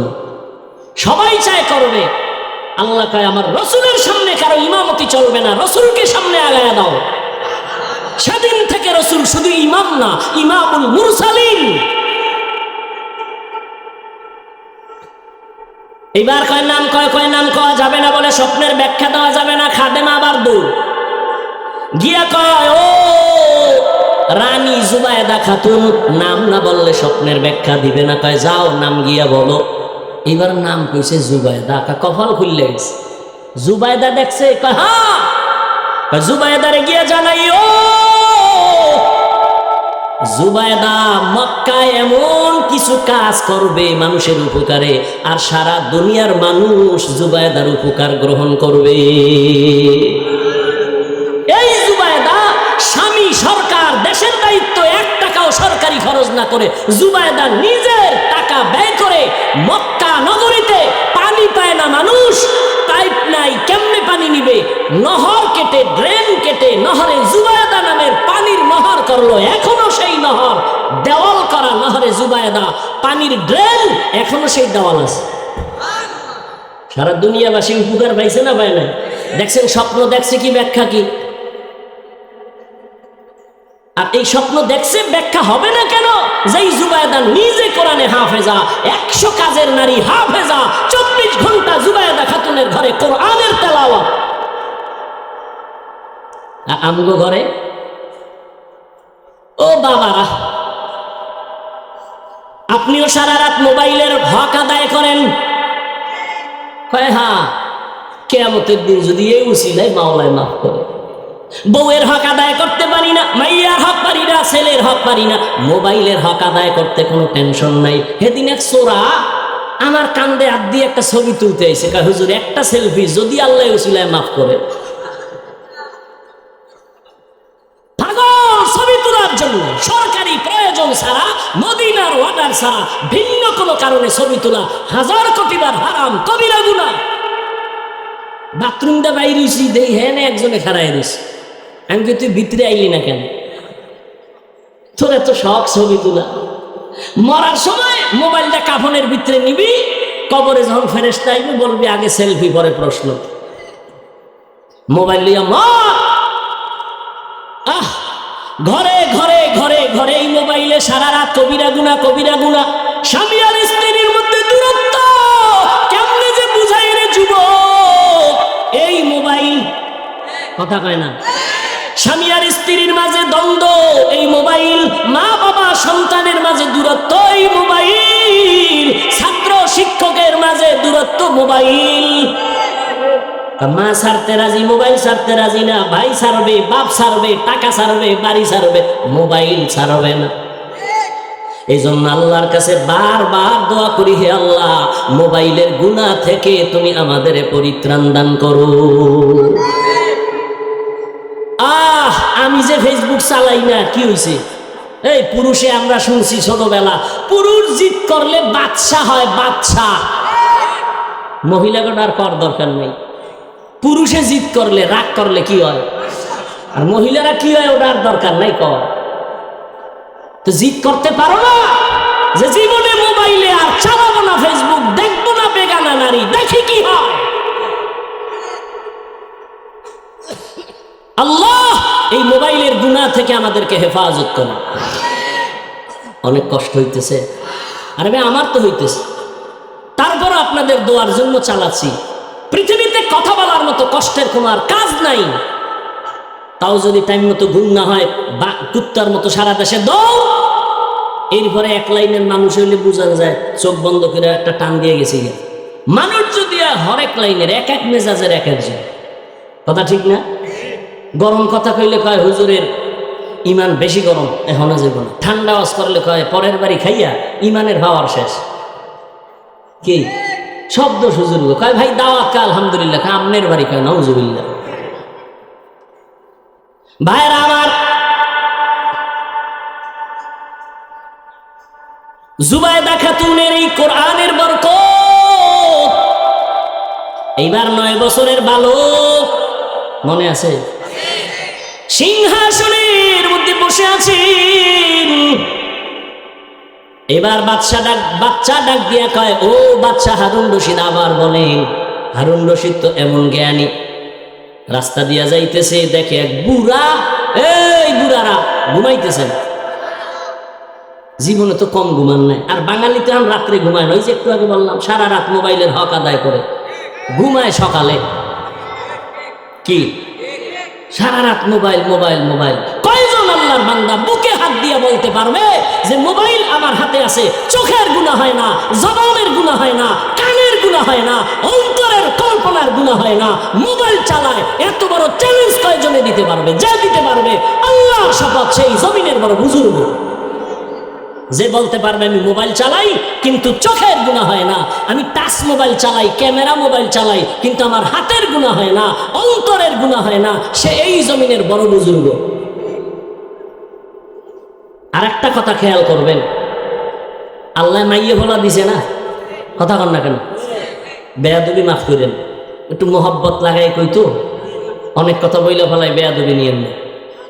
সন্তান ছোট, বাবায় লয়ে গেছে বাজারে, গিয়া ঢুকছে ফল কিনবে, তো বাচ্চা ওই ফলের দোকানে দাঁড়াইয়া এখনো বাবার দাম করতেছে। বাচ্চা একটা ফল দইরা মুখে দিছে, মনে করেন আঙ্গুর। এখন যার যার মান আছে হের তো কাম শেষ, আর যার মান নাই ইজ্জতের চিন্তা করে না, হে টেস্ট করতে করতে আধা কেজি খেয়ে গেছে। কয় ভাই কমলা কত?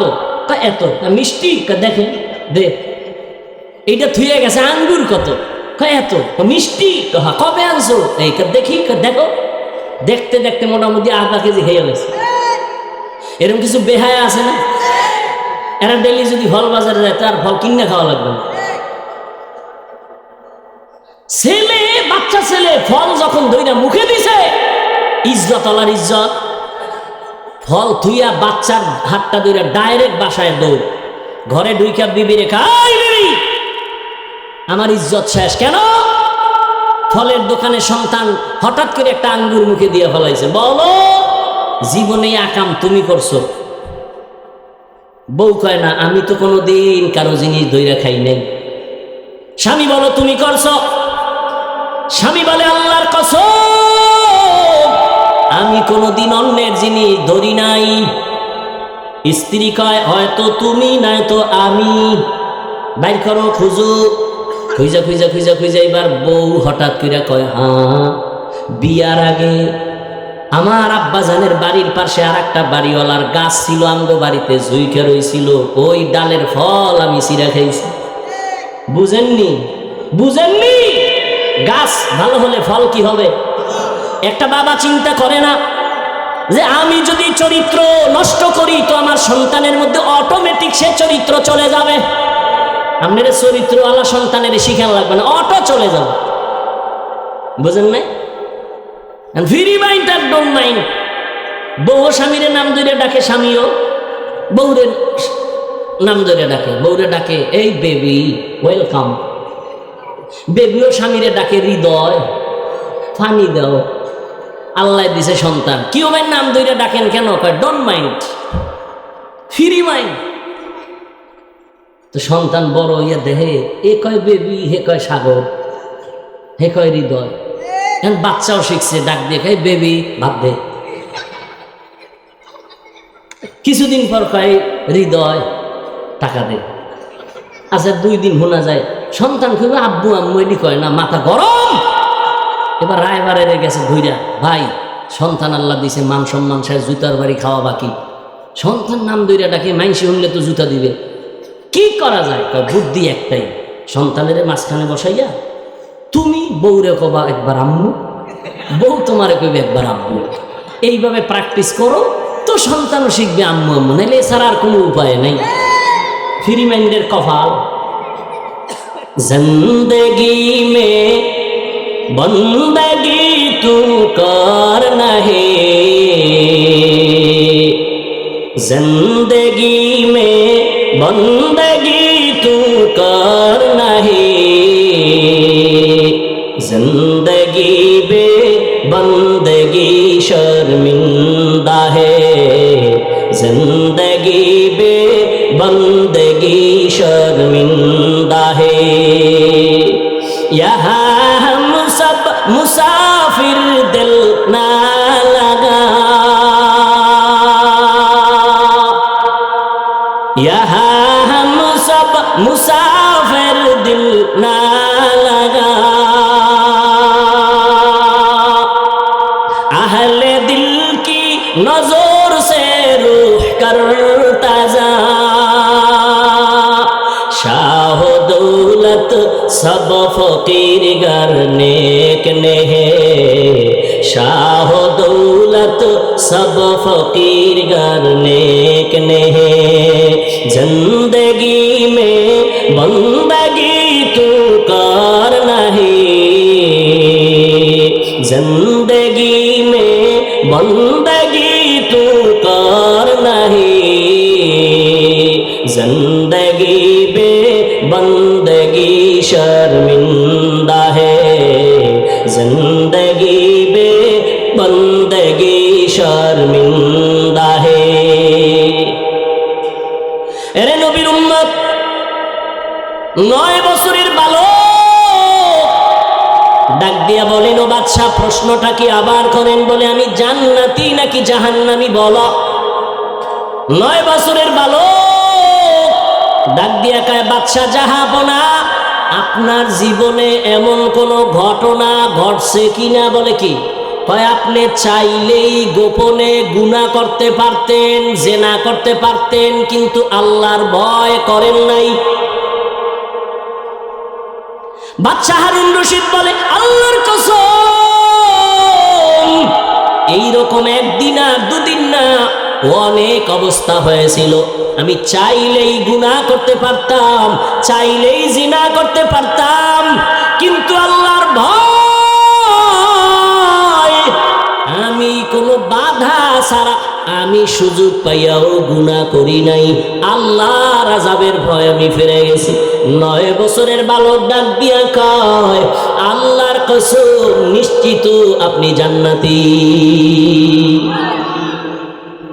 অন্য উলামায়ে কেরামের মাথা গরম হয়ে গেল। এই 9 বছরের বালক, আমরা সবাই ফতুয়া দিলাম বাদশাকে কোনোদিন কোনো বাদশা কেন কোনো মানুষকে জান্নাতি বলা যাবে না, জাহান্নামী বলার উপায় নাই। তুমি বলেছো বাদশা হারুন রশিদ জান্নাতি, দলিল। বাচ্চা কয় এত টেনশন কেন? আমি আল্লাহর কোরআনের আয়াত দিয়া দলিল দিব। বলে দাও। 9 বছরের বালক, আমি যে আয়াত দিয়ে আজকে বয়ান শুরু করেছি, আয়াতটা তেলাওয়াত করে শুনাইলেন। ওয়া আম্মা মান খাফা মাকাম রাব্বিহি ওয়া নাহান নাফসা আনিল হাওয়া ফাইন্নাল জান্নাতা হিয়াল মাওয়া। ডাক দিয়া কয় আল্লাহর কসম, আল্লাহ এই আয়াতের মধ্যে ওয়াদা করেছেন যারা আল্লাহর আদালতে দাঁড়াইয়া হিসাব দেওয়ার ভয় নিজেকে গুনাহ থেকে ফিরাইয়া রাখবে, আল্লাহ ওয়াদা করেছেন তার ঠিকানা জান্নাতুল মাওয়া। हर के दारत खौफे हक दौर दिल मदाम जन्नतुल मअवा देहद राम मकाम जुज़बा हक ची जे मखाज इंसु जा फजले उआ मस्ते दर जुमला जहां। ঘুম আসতেছে? আর একটু সামনে আগাবো, একটা কেচ্ছা শোনাবো। কেচ্ছা শুনবেন? আমার নামে তো এমনি বদনাম আছে, হাফিজুর রহমান কেচ্ছা কাহিনীর ওয়াজ করে। বলে না? বলে না? বলে। যারা বলে ওরাও সিফায় দাঁড়ায় দাঁড়ায় হুনতেছে কি কই। সাথে পাইলে সামনে ফেলে জিগাইতাম তুই আইছো কা খোদায় আনলে করুন কি? হ্যাঁ, বান্দা চাইলে কিছুই হয় না, আল্লাহ চাইলে। যে আবু জাহাল আমার নবীর দুশমন, ঘুরে ঘুরে ঘুরে ঘুরে বলে মুহাম্মদের কাছে যাইবা না, পাগল হয়ে গেছে। ওই আবু জাহিল্লা রাতের গভীর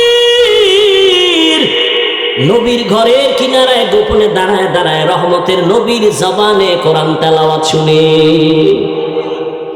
কি আবু জাহাল, তুমি আবার গালি দিয়ে আবার ভিতরে এক গোপনে চুরি করে শুনো কেন? কয় যতই বিরোধিতা করি জবান মুহাম্মদের এত মিষ্ট, তেলাওয়াত শুনলে কলিজা ঠান্ডা হয়ে যায়। নবীর তেলাওয়াত কত মজা। আমগো তেলাওয়াত, মক্কা মদিনার ইমামের তেলাওয়াত করে আর মানুষ কাঁদতেছে, তাহলে নবীর তেলাওয়াত আরো কত মজা হবে। আলহামদুলিল্লাহি রাব্বিল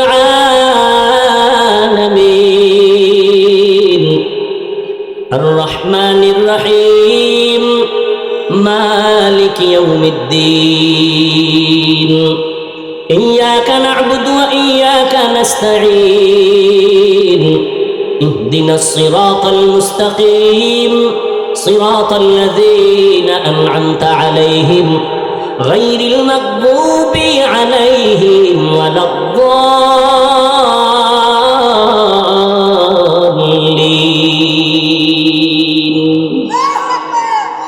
আল্লাহর কালাম যত শুনি ততই মজা। কেমন এটা আল্লাহর আসমানি আওয়াজ। তবে এখানে একটা জবাব দেই, যারা বলো কেচ্ছা কাহিনীর ওয়াজ করি, শুনে রাখো রে বাবা, অন্তরকে পরিশুদ্ধ করে নাও। পৃথিবীর শ্রেষ্ঠ কেচ্ছা কাহিনীর কিতাবের নাম হলো কোরআন। বলার সময় নাই, 2000 আয়াতে আছে কোরআন শরীফে শুধু কেচ্ছা কাহিনী। কেচ্ছা কাহিনীর শ্রেষ্ঠ কিতাবের নাম কোরআন। তুমি কি বুঝো? জমিনের মধ্যে শ্রেষ্ঠ কেচ্ছা কাহিনীর কিতাব হলো হাদিস। এরপরেও আমরা দুই একটা কেচ্ছা কাহিনী কোরআন হাদিসের বাইরেও যদি শুনাই, তবে সোনা বন্ধের গান শুনাই না। আমরা এমন কেচ্ছা শুনাই যাদের কেচ্ছা শুনলে মানুষের দিল নরম হয়, চোখে পানি আসে। এরে নবীরা আশেক, আল্লাহর ওয়ালিদের কিচ্ছা চোখে পানি আসবে। ভালো করে বুঝো। ওই রকম একটা কেচ্ছা আমি আপনাদের শোনাই, পর্দার আড়ালের আম্মা জানদের জন্য শোনাই। হে আম্মা জানেরা, আপনারা যে কত ধন্য, কত দামি নারী, সমস্ত নবীদের মায়ের মতো মা, আপনারা সাহাবায়ে কেরামদের মায়ের মতো মা, আপনারা এত দামি। আয়েশা রাদিয়াল্লাহু আনহার মতো দামি, ফাতেমা রাদিয়াল্লাহু আনহার মতো দামি, খাদিজা রাদিয়াল্লাহু তাআলা আনহার মতো দামি। কেমন আল্লাহ আপনাদের দামি বানাইছেন। ইসমাইল নবীর মা হাজেরা আলাইহা সালামের মতো দামি। এরে আম্মা জান, আপনারা ঈসা নবীর মা মারিয়াম আলাইহা সালামের মতো দামি। আপনারা বেঈমান ফেরাউনের নাম আপনারা জানেন। ওই ফেরাউনের স্ত্রীর নাম কি? আসিয়া। কত দামি নারী। রহমতের নবী বলেন, কিয়ামতের দিন জান্নাতের ভেতরে আসিয়ার সাথে আমার বিবাহ হয়ে যাবে। এরে আম্মা জান, আপনাদের জীবন বড় ধন্য। আল্লাহর আপনাদের মতো একজন দামি নারী 5 ওয়াক্ত নামাজ পড়ে, স্বামীর মাল হেফাজত করে, সন্তানগুলোকে আদর্শওয়ালা বানানোর চেষ্টা করে। এরে আম্মা জান, ইমাম গজালি বলেন, একটা সন্তান মায়ের আদর্শই বেশি নেয়, কারণ বাবায় কাজে ব্যস্ত। একটা সন্তান মায়ের কাছে সময় বেশি কাটায়। আম্মা জানের আদর্শ যা হয় সন্তানের মধ্যে তা চলে আসে। এরে আম্মা জান স্বামীরও খেদমত করে, সন্তানেরও খেদমত করে, আদর্শওয়ালা বানানোর চেষ্টা করে। কিন্তু এমন এক হালাত, সংসার বড় অভাবের সংসার। কাজ করলে চুলায় আগুন জ্বলে, কাজ যদি না করে স্বামী, কাজ চুলায় আগুন জ্বলে না। এমন একটা পর্দাওয়ালা নারী ছোট ছোট বাচ্চা নিয়ে ঘর করে, স্বামী বড় অসুস্থ, সন্তানগুলোর চুলায় খানা নাই, ঘরেও কোনো আয়োজন নাই। 1 দিন আর 2 দিন আর 3 দিন সন্তানগুলো এক পর্যায়ে কান্নায় ক্ষুধার তৃষ্ণায় পাগল হয়ে যায়। সন্তান মা যতই কষ্ট করুক না কেন, মা সন্তানের কান্না সহ্য করতে পারে না। মা বাবায় না খাইয়া সময় কাটায়, সন্তানের না খাওয়াইয়া কাটাইতে পারে না। ও আল্লাহর বান্দারা, এই জীবনে মা বাবার কষ্ট, ওই মা বাবার চোখের পানি আর দোয়া ছাড়া কোনো সন্তান বড় হওয়ার কোনো রাস্তা নাই। কত মা বাবা কত গরীব, কষ্ট করে সন্তানের মানুষ বানাইছে। ও আল্লাহর বান্দারা, ওই আল্লাহর আবেদা বান্দি, ও পর্দার আড়ালের আম্মা জানেরা খেয়াল করেন, ওই আল্লাহর বান্দি এক পর্যায়ে এতটা নিঃস্ব, সন্তানের আর খানাও দিতে পারে না, কামাই রুজিও বন্ধ হয়ে গেল। এক পর্যায়ে সন্তান মাটিতে গড়াগড়ি খায় আর কান্না করে, খানা কেমনে দিবে? মায়ের কলিজাটা ফেটে যায়, নিজে না খাইয়া মরতে রাজি, বাচ্চার কান্না সহ্য করতে পারি না। আল্লাহর বান্দি নামাজ পড়ে কান্না করে, দোয়া করে, হে আল্লাহ সন্তানের কান্নার কয়দিন শুনাইবা, একটা রাস্তা তুমি খুলিয়া দাও।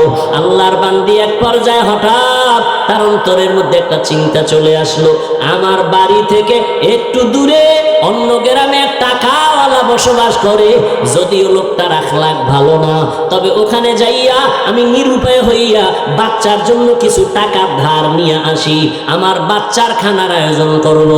আমি যদি পারি কাজ করে আস্তে আস্তে টাকাগুলো আদায় করে দেব। মা পেরেশান হইয়া চিন্তা করে ওই বড় লোকের বাড়ি চলে গেল। ওই বড় পর্দাওয়ালা নারী, আমার দরজায় কেন আসছো? আল্লাহর বান্দি চোখের পানি ছেড়ে কাঁদে আর ডাক দিয়া কয়, সাহেব বেয়াদবি মাফ করবেন, আমি বড় অসহায় গরিব, বাচ্চাগুলো কান্না ক্ষুধা তৃষ্ণায় চোখের পানি ছেড়ে কান্না করে, একবেলা খানা দিতে পারি না, মা হইয়া কান্নাও সহ্য করতে পারি না। ও ভাই, যদি একটু আপনি দয়া করতেন, আমাকে কিছু টাকা ধার দিবেন, আমি আপনার টাকা আস্তে আস্তে দিয়ে দিব কামাই রুজি করিয়া। আল্লাহর বান্দা ওই যুবক ডাক দিয়া কয় টাকা দিব, তবে আমাকে টাকা ফেরত দেওয়া লাগবে না, তবে আমার একটা শর্ত যদি মানিয়া নাও আমি টাকার বান্ডেল দিয়ে দিব। বলে কি শর্ত? বলে তুমি যদি আমার থেকে টাকা নাও এক রাতের জন্য তোমার দেহ আমাকে দিবা ব্যবহারের জন্য ফ্রি। মহিলা চিন্তায় পড়ে গেল, সন্তানের কান্না সহ্য করা যায় না, কাপড়ের আঁচল দিয়া চোখের পানি মুছে কি করব, সন্তানের কয়দিন আর না খাওয়া রাখবো। চিন্তা ভাবনা করিয়া আল্লাহর উপরে ভরসা করিয়া বলে আমাকে টাকা দাও, আর তুমি যদি চাও আমার দেহটা তুমি উপভোগ করবা আমি রাজি হয়ে গেলাম। কিন্তু মনে মনে কাঁদে, হে মালিক তুমি কুদরতের দ্বারা ইজ্জতের হেফাজত করিও। ওই আল্লাহর গোলাম আখলাক চরিত্র নষ্টওয়ালা টাকার মালিক এই কথা শুনি না বড় খুশি, টাকার বান্ডিলটা হাতের মধ্যে দিয়া বলে চলো। তার অন্দর মহলের মধ্যে ঢুকাইয়া একটা রুমের মধ্যে নিয়ে বসাইয়া টাকার বান্ডিল পাশে রাইখা দরওয়াজা জানালা বন্ধ করে দিল। এরে নবীর উম্মত, ওই মহিলার গায়ে এখনো হাত লাগায় নাই, টাচ করে নাই, কিন্তু ওই গুনাহগার বান্দা দেখে মহিলা বসে বসে হাউমাউ করে কান্না করে আর চোখের পানি মুছে। এবার ডাক দিয়া কয়, রে বোন তুমি কেন কান্না করো? আমি তো তোমারে টাচ করি নাই, তোমার টাকাও তো আমি নিয়ে যাই নাই, তুমি আবার কেন এই রুমের মধ্যে বসে কান্না করো? আল্লাহর বান্দি চোখের পানি ছেড়ে কয়, ভাই আমার এই জীবন, আমার বাবা বড় কষ্টের জীবন দিয়ে আমাকে বড় বানাইছে, আমার জীবনে একটা চরিত্রের কলঙ্কের দাগ নাই। আজ আমি সন্তানের খানার জন্য নিরুপায়, আমি সন্তানের মায়া সহ্য করতে পারি না। একটা মা সন্তানের দূরে রেখে যত ভালো খানা ঘরে তৈরি হয় মা কখনো মুখে দেয় না, সন্তানের চিন্তায় বড় ব্যস্ত। আমি মা ভালো খাবো না জানি সন্তান কত কষ্টে জীবন কাটায়। মা ডাক দিয়া কয়, রে ভাই তুমি আমার শরীরের মধ্যে টাচ করো নাই, আমার জীবনে আমাকে কোনো বেগানা টাচ করে নাই। আজ আমার কপাল এত খারাপ, আমার সন্তানের খানা ক্ষুধার তৃষ্ণা আমি বাধ্য হইয়া তোমার সামনে আছি, তোমাকে দেখি তুমি দরওয়াজা জানালা বন্ধ করেছো, কিন্তু আমি তো ভয় পাই আমার মালিক দুনিয়ার কেউ দেখবে না, তবে আমার আল্লাহর দেখার দরজা কেমনে বন্ধ করবা? আমার আল্লাহ তো কোরআনে ওয়াদা করেছেন, ফাইনামা তুআল্লু ফাসাম্মা ওয়াজহুল্লাহ। ওরে বান্দা তুই কই দৌড়াইতেছো? যেদিকেই যাবি সেদিকেই আমি আল্লাহ হাজির। ওয়া হুয়া মাআকুম আইনামা কুনতুম। আমার আল্লাহকে ফাঁকি দেওয়ার কোনো উপায় নাই। ওরে আজ আমার জীবনে কেউ আমার শরীর টাচ করে নাই, গুনার আসর লাগে নাই। আজ আমার কপাল কেন এত খারাপ?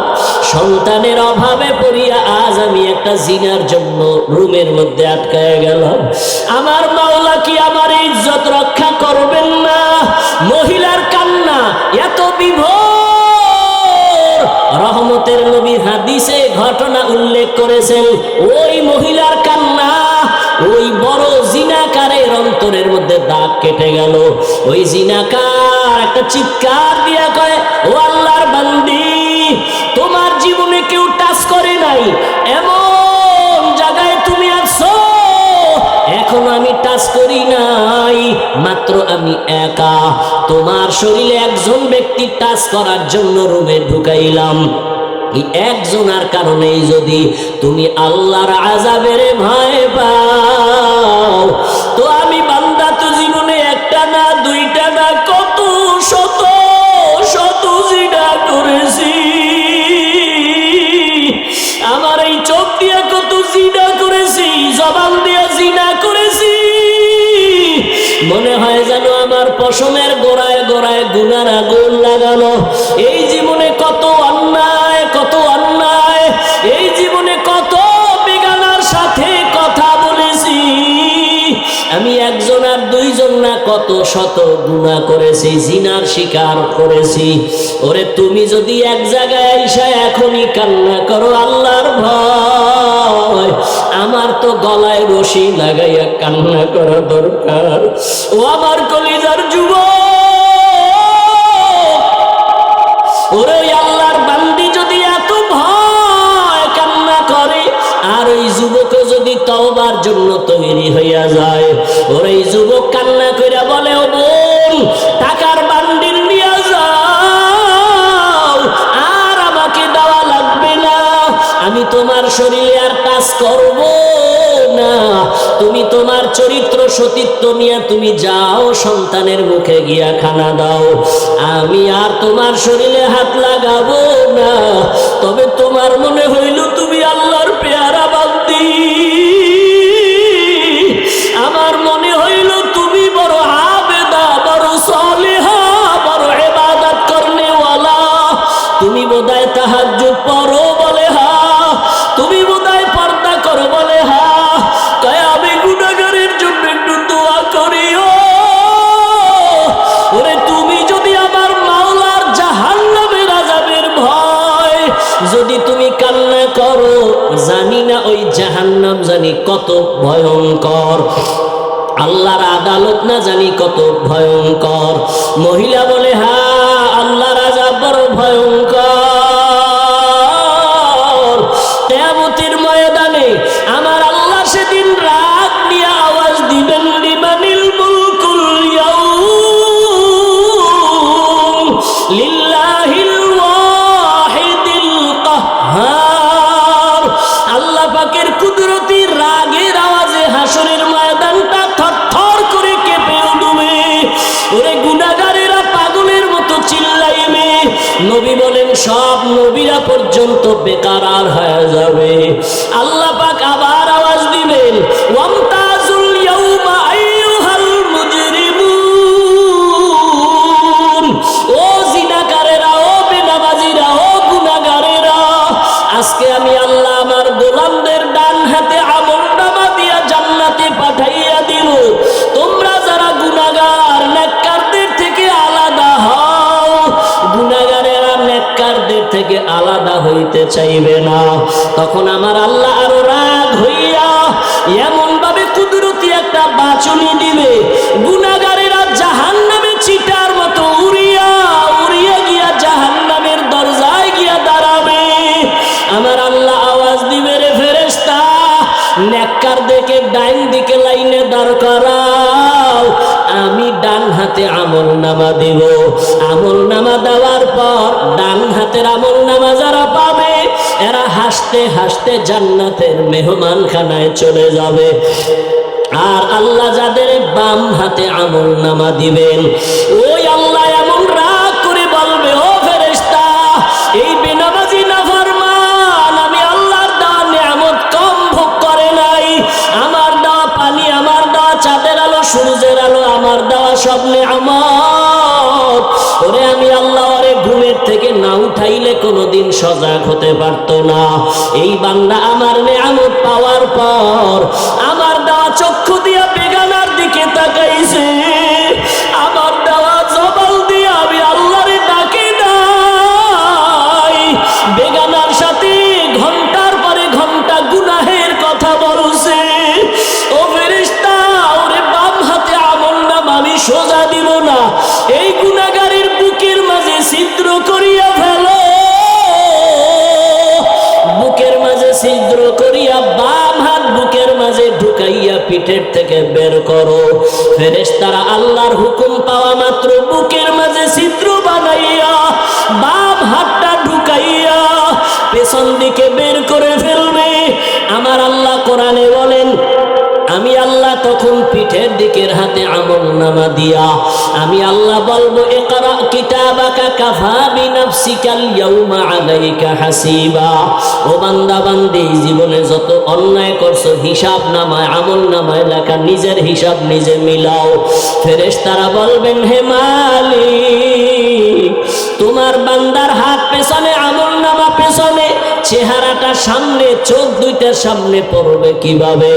আল্লাহ আবার রাগান্বিত হইয়া বলবে, ফেরেশতা এই গুনাহগার নাফরমানের ঘাড় ধরিয়া মোচড় দিয়া পেছন দিকে ফিরাইয়া দাও। ফেরেশতারা আল্লাহর হুকুম পাইয়া মোচড় দিয়া পেছন দিকে ফিরাইয়া এরপরে বলবে, দেখ জাহান্নামের আযাব কেমন। ওই আল্লাহর বান্দি কান্না করে, ওই বান্দির আল্লাহর আযাবের ভয় ওই জাহান্নামী যুবকের অন্তর হেদায়েতের আলো জ্বালায় দিল। ওই বান্দির কথায় পড়িয়া ওই জিনাকার যুবক বলে, আমার জন্য দোয়া করিও, আমি আর কোনোদিন জিনা করব না। এমন ভাবে তওবা করিয়া রাতের বেলা সেজদায় গিয়া কান্না শুরু করলো, আল্লাহ আমি তোমারে চিনতে পারি নাই। ও আল্লাহ, তোমার দেওয়া নিয়ামত খাইয়া কত গুনাহ করেছি। ওরে ওই কবরে আমার আজকে দুনিয়াতে টাকা পয়সা বাড়ি গাড়ির অভাব নাই, কিন্তু আজকে আমার মরণ হয়ে গেলে আমি একা, আমার ডানে মাটি বামে মাটি আর কিছুই নাই, সাদা কাফনের প্যাকেট বানাই আমারে কবরে রাখবে। এইভাবে কান্না করিয়া তওবা করে ফেললো। আর ওই আবেদা আল্লাহর বান্দি টাকা নিয়ে বাড়ি চলে গেল।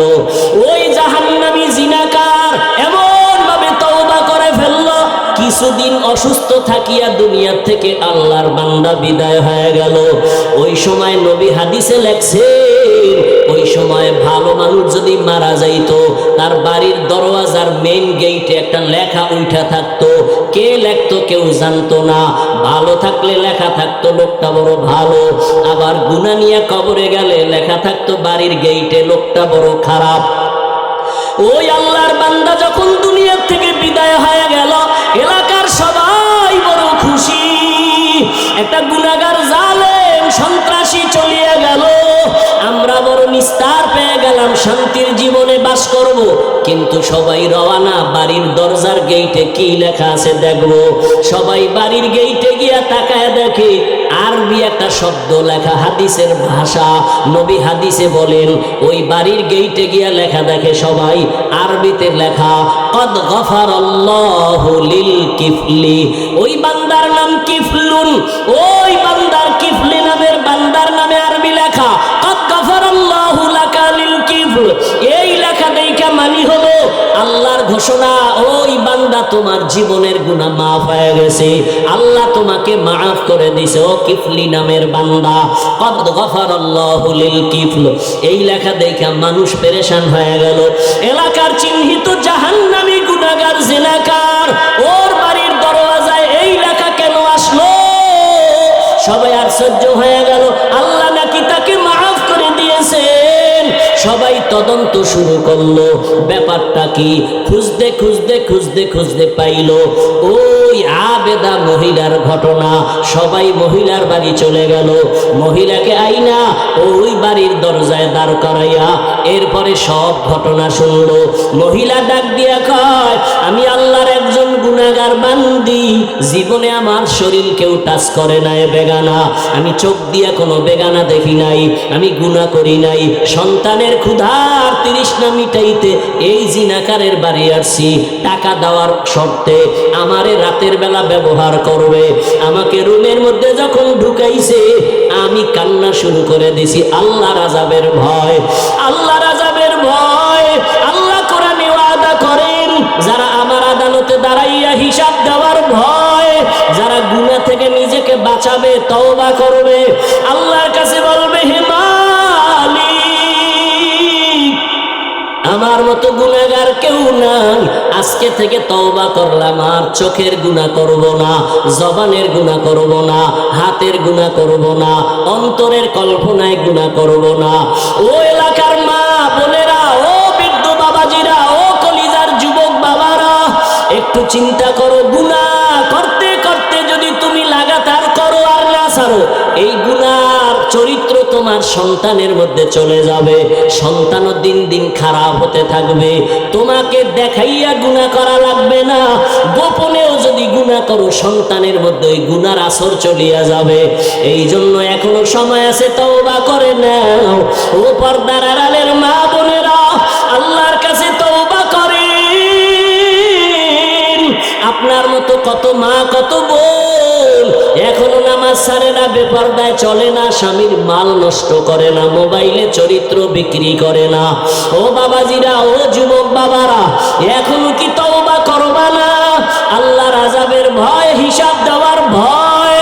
জীবনে তো গুনাহ কম করো নাই, গুনার খবর আমার মা বাবা আপনজন কেউ জানে না। আল্লাহ জানিয়াও রাগ করে সম্মানের জায়গা থেকে ফালাইয়া দেয় নাই। এখনো তওবা করো আর মনে মনে আমার আল্লাহকে ডাকো। ও দয়ার মালিক, জীবনে কত গুনাহ করেছি আমার কেউ জানে না মাওলা, তুমি জানিয়া রাগ কইরা সম্মানের জায়গা থেকে ফালাইয়া দাও নাই। ও আল্লাহ, গুনার কারণে তুমি খানা বন্ধ করো নাই, গুনার কারণে তুমি কারো সামনে ইজ্জত নষ্ট করো নাই। আজকে থেকে তওবা করলাম, আর গুনাহ করব না। দুনিয়াতে একটা বেতের বাড়ি সইতে পারি না, একটা মশার কামড় সইতে পারি না। ওরে গুনাহ নিয়ে কবরে গেলে জাহান্নামের গরম, ওই কবরে মাটির চাপ, সাপ বিচ্ছুর কামড় কেমনে সহ্য করবা?